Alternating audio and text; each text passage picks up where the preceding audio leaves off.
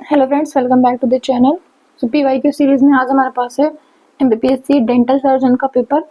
सो पहला क्वेश्चन देखिए, निम्नलिखित में से किसका उपयोग मानकीकृत वेब पेजों का डिजाइन करने के लिए किया जाता है ताकि वेब सामग्री को किसी भी कंप्यूटर से पढ़ा या समझा जा सके। तो जो वेब सामग्री है उनको पढ़ने और समझने के लिए जो उपयुक्त होता है वो है HTML।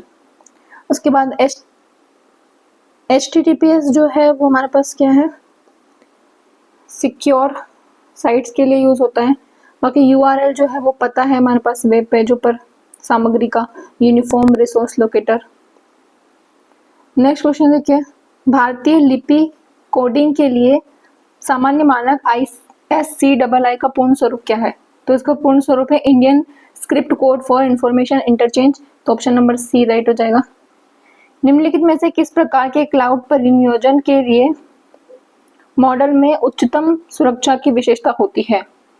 तो अगर हाईएस्ट सिक्योरिटी चाहिए तो उसके लिए निजी क्लाउड का उपयोग होता है। तो ऑप्शन नंबर ए राइट हो जाएगा।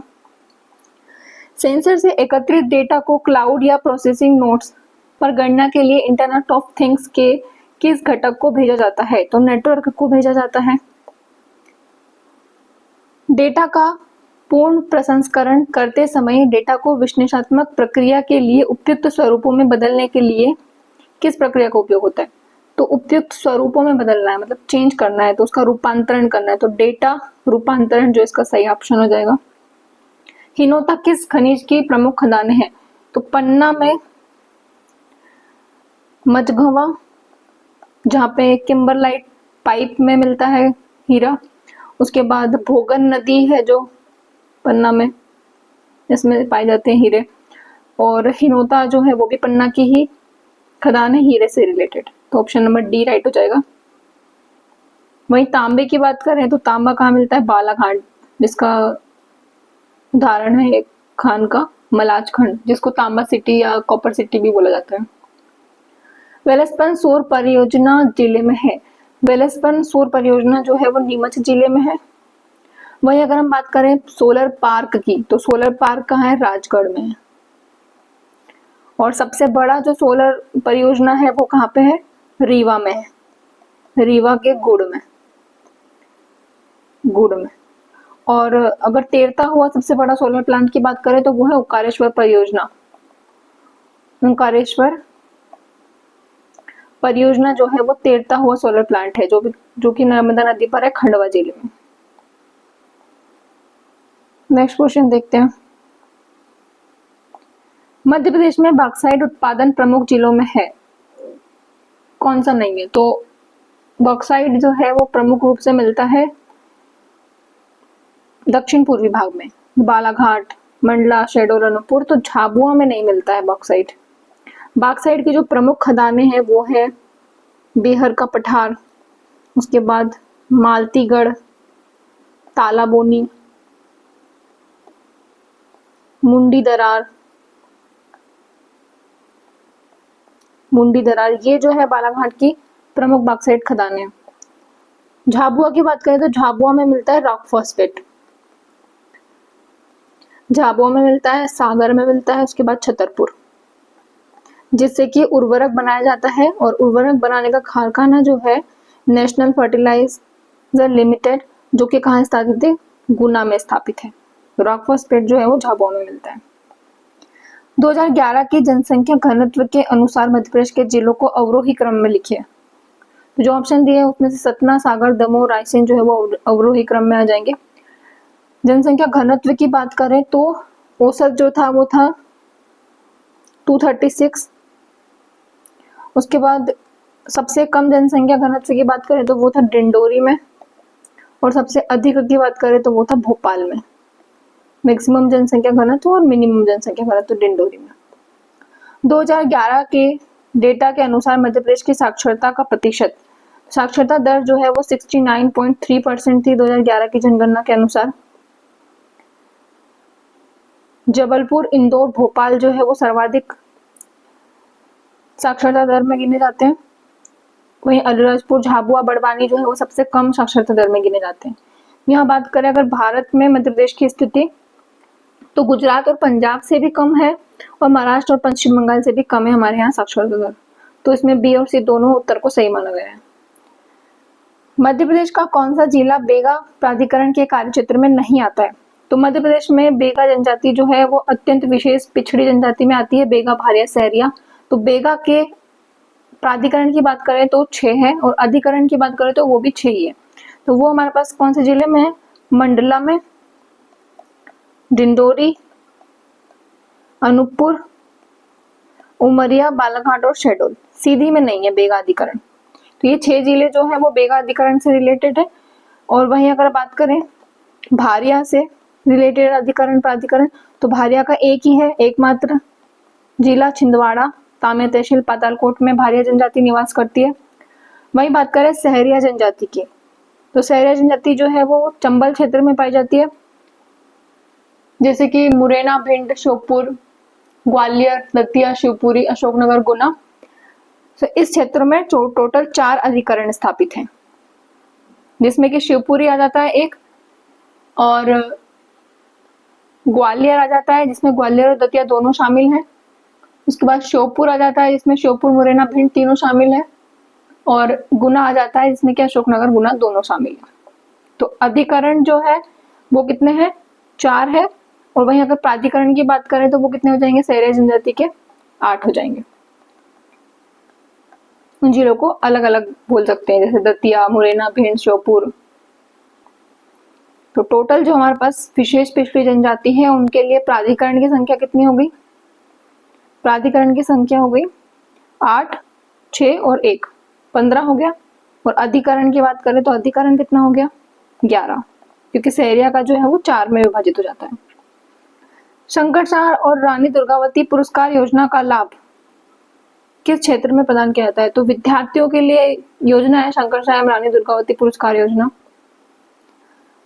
अंग्रेजों के विरुद्ध क्रांति का नेतृत्व करने वाले निमाड़ क्षेत्र के भीमा नायक का जन्म कहाँ हुआ था? तो भीमा नायक जो है वो 1857 की क्रांति में सेंध व बड़वानी से लड़ रहे थे, और इनका जन्म भी बड़वानी के पंचमाहोली गांव में हुआ था। पंचमाहोली गांव, बड़वानी। और इनके साथी कौन थे? इनके साथी थे खाज्या नायक, ये भी बड़वानी से थे। राष्ट्रीय जनजाति स्वास्थ्य अनुसंधान कहाँ स्थित है? तो राष्ट्रीय जनजाति स्वास्थ्य अनुसंधान जो है कहाँ पे स्थित है? जबलपुर में स्थित है। वहीं अगर बात करें जनजातीय स्वास्थ्य अनुसंधान एवं विकास केंद्र, वो कहाँ पे है? भोपाल में स्थित है। राष्ट्रीय जनजातीय स्वास्थ्य अनुसंधान केंद्र जो है वो जबलपुर में स्थित है। Next, the Gond maharajas of Satpura hills नामक पुस्तिका किसने लिखी है? तो हिल्स से याद रखना, हिल्स एंड व्हील्स। तो C.U. व्हील्स जो है उन्होंने ये पुस्तक लिखी है। नेक्स्ट क्वेश्चन पे आते हैं। मध्य प्रदेश में किस शहर में रेयर अर्थ थीम पार्क है? तो रेयर अर्थ थीम पार्क जो है कहाँ पे? भोपाल में। वही बात करें संत रविदास मल्टी स्किल पार्क है, वो भी कहाँ पे स्थित है? भारत में है, जो कि भोपाल में है। भारत का प्रथम multi skill park, multi skills park, ये भी कहाँ पे है? भोपाल में है। वही बात करें इंदौर की, तो इंदौर में कौन सा है? IT क्रिस्टल पार्क है। इंदौर में क्या है? Crystal park, IT crystal park. और सिल्क पार्क की बात करें, सिल्क पार्क कहाँ पे है? ये है पंचमढ़ी, नर्मदापुरम में। मध्य प्रदेश के किस जिले में मुख्यतः मैग्नीज अयस्क पाया जाता है? तो मैग्नीज जो है मुख्य रूप से बालाघाट में पाया जाता है, जिसमें भरवेली, तिरोड़ी और रमरमा, ये 3 प्रमुख खदानें हैं मैग्नीज की। बुरहानपुर में निर्मित एक भूमिगत जल प्रबंधन प्रणाली का किस नाम से जाना जाता है? तो भूमिगत जल प्रबंधन की जो प्रणाली है वो है खूनी भंडारा। ये एक जल प्रबंधन की प्रणाली है जो कि बुरहानपुर में। मध्य प्रदेश के किस शहर में जल एवं भूमि प्रबंधन संस्थान स्थापित है? तो भोपाल जिले में स्थित है जल एवं भूमि प्रबंधन संस्थान। भोपाल की बात करें तो यहाँ पे रामसर साइट भी है, रामसर साइट जो कि है भोजताल, जिसको 2002 में घोषित किया गया था। सबसे पहला हमारे पास आर्द्र भूमि स्थल है ये। और आज की तारीख में मध्य प्रदेश में टोटल 5 हमारे पास रामसर साइट हो चुकी है, जिसमें सबसे बड़ी जो है वो तवा जलाशय है। पहले भोपाल का जो भोजताल है वो हुआ करता था सबसे बड़ा, लेकिन जनवरी 2024 में 2024 में तवा जलाशय को शामिल कर लिया गया है रामसर साइट में, तो ये अब सबसे बड़ी हो गई।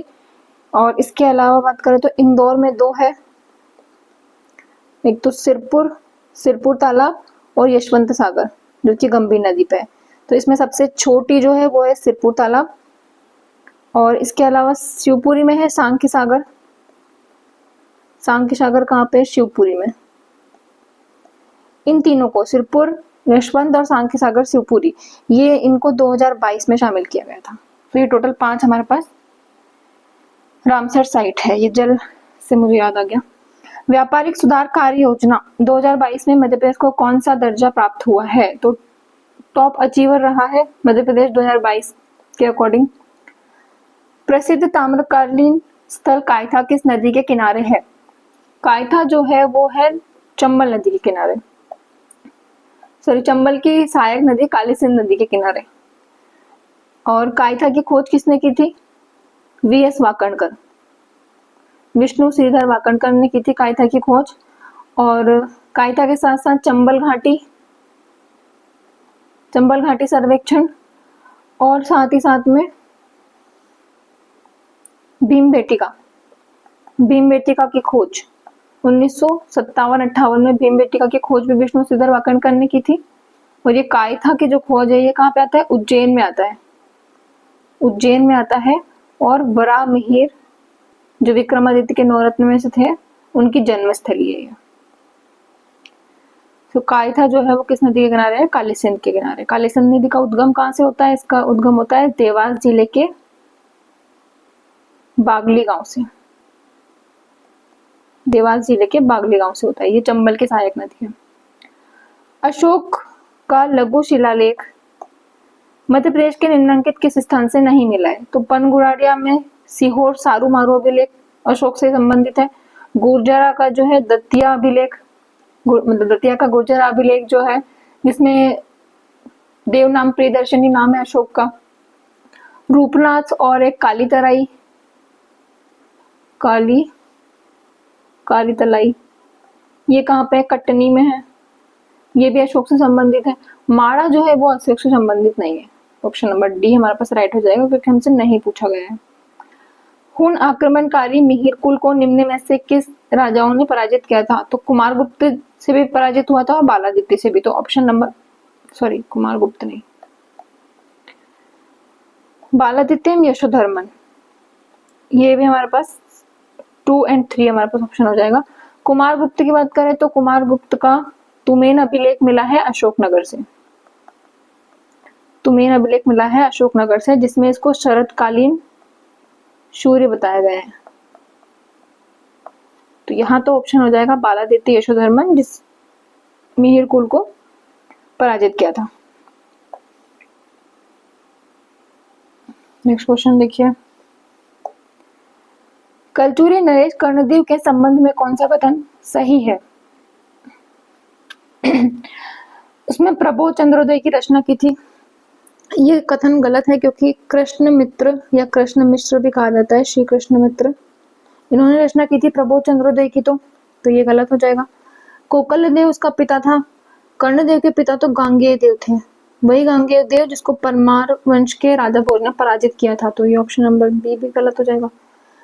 हुण राजकुमारी अवल देवी से विवाह किया था। तो कर्णदेव जो है उन्होंने राजकुमारी अवल देवी से विवाह किया था। उसने परमार नरेश मुंज को पराजित किया था। ये भी गलत है। तो ऑप्शन नंबर सी हमारे पास राइट हो जाएगा।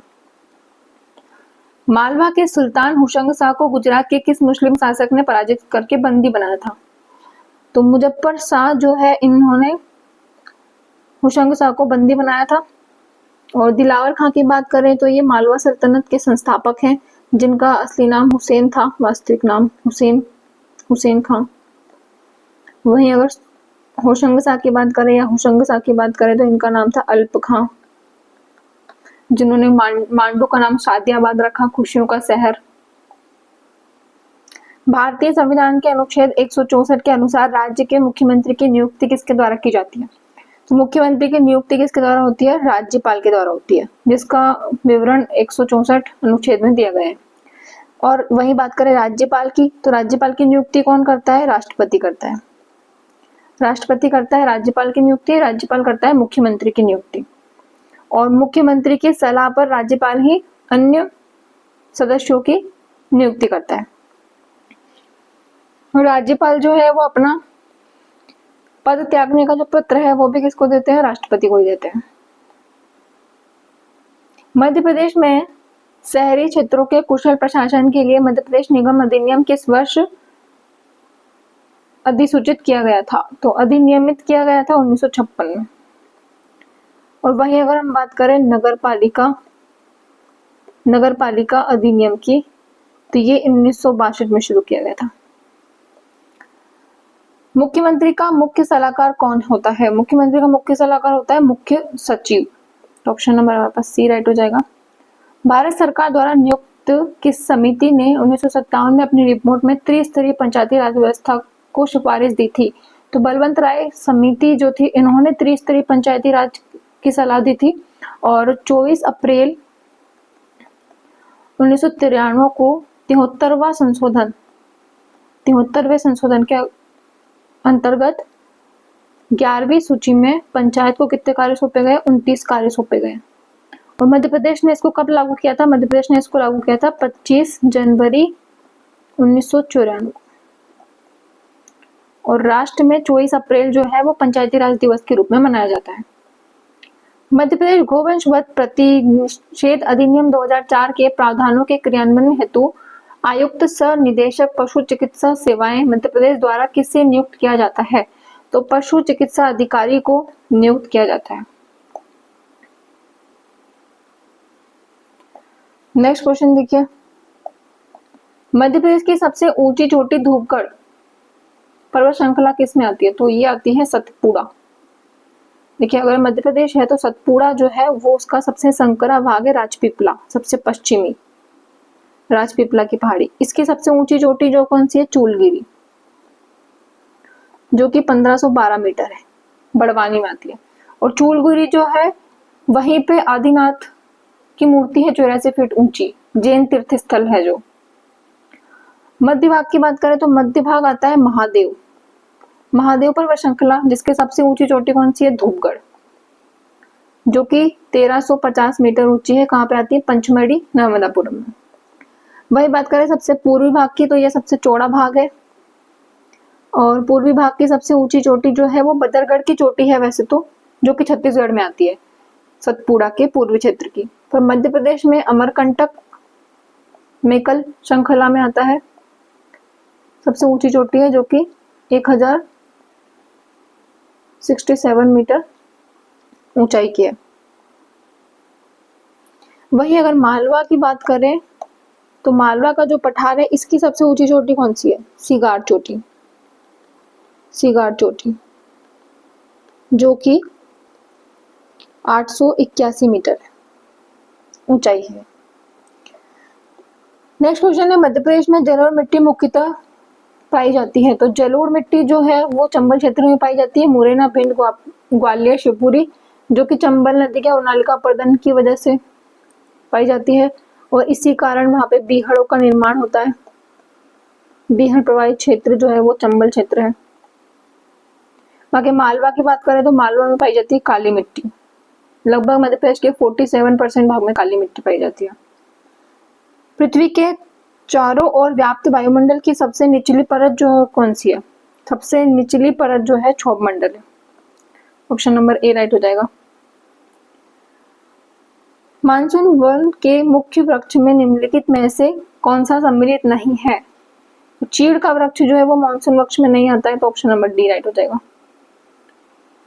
बीला बांध परियोजना किस जिले में है? तो ये बीला बांध जो है वो सागर जिले में है। और सागर जिले में ही एकमात्र तेल रिफाइनरी स्थापित है, जो कि कहाँ पे है? बीना नदी के किनारे है, सागर जिले में। शरीर विज्ञान या औषधि में 2024 का नोबेल पुरस्कार किसको दिया गया है? तो जीन थेरेपी एवं माइक्रो RNA खोज में दिया गया है, तो सी ऑप्शन राइट हो जाएगा। विश्व में मौखिक स्वास्थ्य दिवस 2025 की थीम क्या थी? इसकी थीम थी एक खुशहाल मुंह एक खुशहाल मन। आयुष्मान सखी क्या है? तो आयुष्मान कार्ड होता है, तो इसमें कार्ड मत लगा देना। आयुष्मान सखी जो है वो गर्भवती महिलाओं से संबंधित है, व्हाट्सएप डिजिटल हेल्प डेस्क है, तो ऑप्शन नंबर सी राइट हो जाएगा।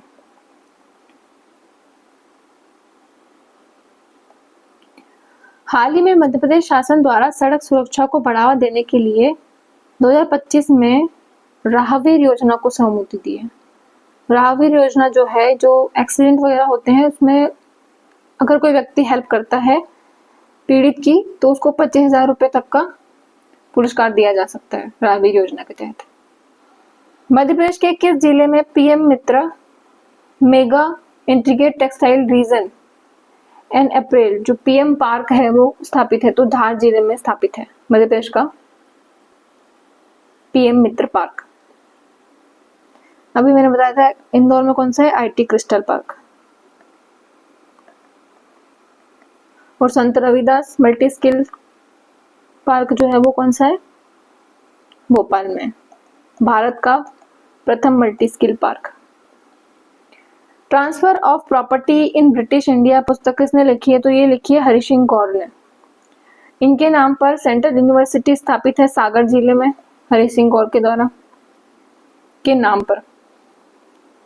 बुंदेलखंड में अंग्रेजों की भू राजस्व व्यवस्था विरुद्ध आंदोलन के नेतृत्वकर्ता देखिए मधुकर शाह जो थे। मधुकर शाह कहाँ से थे? नरहुट से थे। मधुकर शाह 2 का क्या आ जाएगा? थर्ड।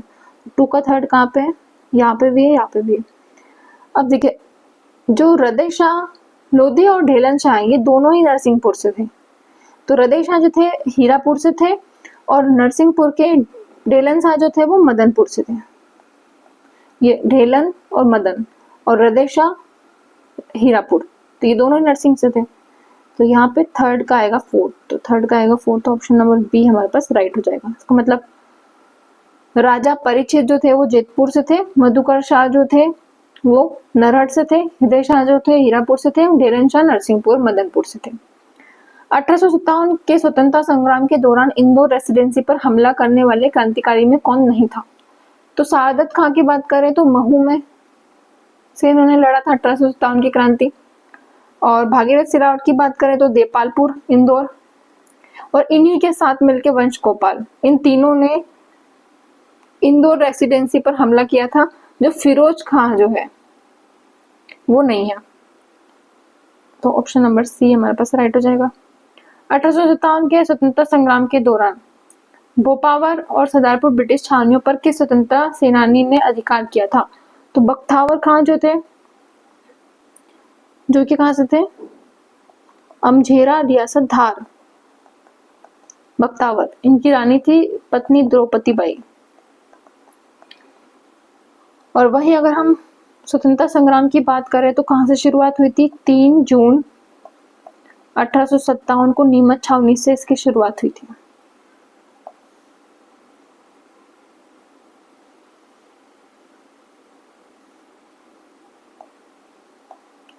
नेक्स्ट क्वेश्चन देखिए, पिथौरा कला में चित्रों का अंकन करने वाले को क्या कहा जाता है? तो ये कहलाता है लिखिंद्रा। पिथौरा चित्रकला जो है वो भील जनजाति से संबंधित है। भील जनजाति का निवास कहाँ पे? अलीराजपुर, झाबुआ, धार, इन जिलों में। और इन्हीं में से भूरी बाई को पद्मश्री मिला है पिथौरा चित्रकला में 2021 में। मध्य प्रदेश रोजगार एवं प्रशिक्षण परिषद जो मैपसेट है किस विभाग से संबंधित है? तो मैपसेट जो है वो जनजातीय कार्य विभाग से संबंधित है, तो ऑप्शन नंबर सी राइट हो जाएगा। वनाधिकार अधिनियम 2006 के क्रियान्वयन के लिए मध्य प्रदेश में कौन सा विभाग नोडल विभाग है? तो नोडल विभाग भी जनजातीय कार्य विभाग ही है। और ये वनाधिकार अधिनियम जो है वो अधिसूचित कब किया गया था? 2008 में। निम्नलिखित में से कौन सा मापदंड भारतीय संविधान की 5वीं अनुसूची के तहत किसी भी क्षेत्र को अनुसूचित क्षेत्र के रूप में घोषित करने के लिए आवश्यक नहीं है? तो सघन वन का होना आवश्यक नहीं है, ऑप्शन नंबर ए राइट हो जाएगा। बाकी जनजातीय आबादी की प्रधानता, पड़ोसी क्षेत्र की तुलना में आर्थिक पिछड़ापन और एक व्यवहार प्रशासनिक इकाई जैसे जिला, ब्लॉक, तहसील होना चाहिए। अगर ये है तो ये हमारे पास अनुसूचित क्षेत्र घोषित किया जा सकता है, बाकी सघन वन का इससे कोई लेना देना नहीं है। अनुसूचित जाति एवं जनजाति अधिनियम 1990 वर्तमान में भारत सरकार के किस मंत्रालय द्वारा अधिसूचित किया जाता है? तो ये SC एक्ट जो है वो सामाजिक न्याय एवं अधिकारिता मंत्रालय द्वारा अधिशासित किया जाता है। ऑप्शन नंबर सी राइट हो जाएगा। बाकी 1995-96 में इसको लागू किया गया था। राज्य की विधानसभा में अनुसूचित जनजातियों के सीटों का आरक्षण, तो विधानसभा सीटों का आरक्षण की बात करें तो विधानसभा है अनुच्छेद 332 में। टोटल सीट है 230, जिसमें से SC को 35 और ST के लिए 47 आरक्षित है। वहीं अगर बात करें 330 की, तो इसमें हमारे पास है लोकसभा सीटों का आरक्षण। लोकसभा सीट जो है, जब छत्तीसगढ़ अलग नहीं हुआ था तब कितनी थी? 40। लेकिन वर्तमान में हमारे पास लोकसभा सीटें कितनी हैं? 29, जिसमें से SC के लिए 5 और ST के लिए 6 आरक्षित है। वहीं हम राज्यसभा की बात करें तो राज्यसभा में कोई आरक्षण नहीं होता है और टोटल मध्य प्रदेश में 11 सीटें हैं राज्यसभा की। ठीक है। और वहीं अगर बात करें तो 243D और 243T, डी के अंतर्गत पंचायतों में सीटों का आरक्षण है और नगर पंचायत